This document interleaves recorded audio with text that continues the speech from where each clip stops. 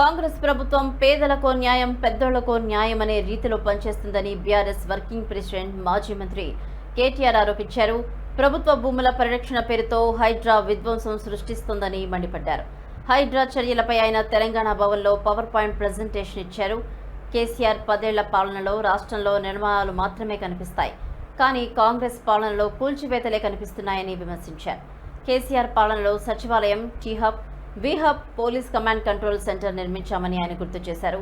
హైదరాబాద్ నగరంలో 42 ఫ్లైఓవర్లు, under pass నిర్మించామని మాజీ మంత్రి చెప్పారు.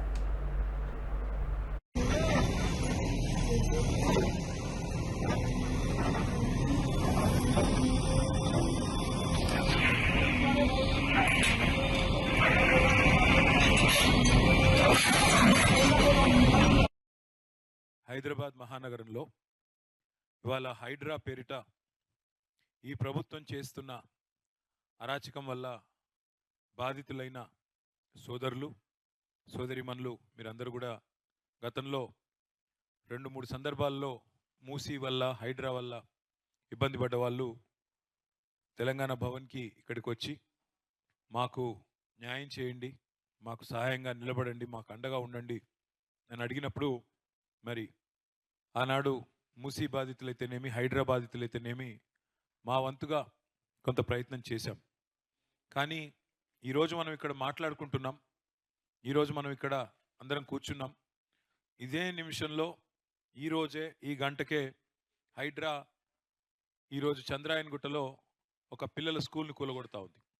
ఇంకోవైపు అమీన్పూర్లో ఇదే నిమిషంలో ఇంకా కూల్చివేతలు కొనసాగుతూనే ఉన్నాయి.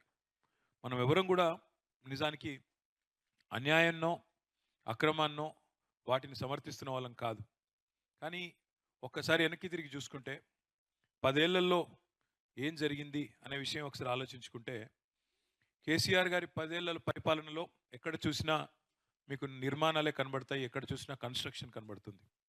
ఒక్క హైదరాబాద్ మహానగర పరిధిలోనే దాదాపు భారతదేశంలో ఎక్కడా లేని విధంగా 1,00,000 డబుల్ బెడ్రూమ్ ఇళ్ళ నిర్మాణాలు చేసుకున్నాం. 1,00,000 డబుల్ బెడ్రూమ్ ఇల్లు అంటే ఒక్కొక్క ఇల్లు దాదాపు 9 లక్షల ఖర్చు. అట్లాగే ఒక్కొక్క ఇల్లు 560 స్క్వేర్ ఫీట్లు. అంటే 1,00,000 ఇల్లు అంటే దాదాపు అదే మీకు 56 లక్షల పైచిలకు స్క్వేర్ ఫీట్లు ఓన్లీ 2 BHK ప్రోగ్రాంలోనే మనం కట్టుకున్నాం.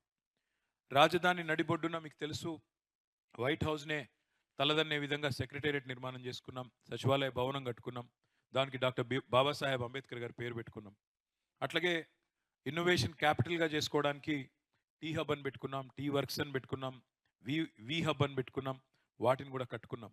ఈ బిల్డింగ్ పక్కనే తెలంగాణ భవన్ పక్కనే మీరు చూస్తే బయటికి పోయిన తర్వాత అతిపెద్ద భారతదేశంలోనే అతిపెద్ద పోలీస్ కమాండ్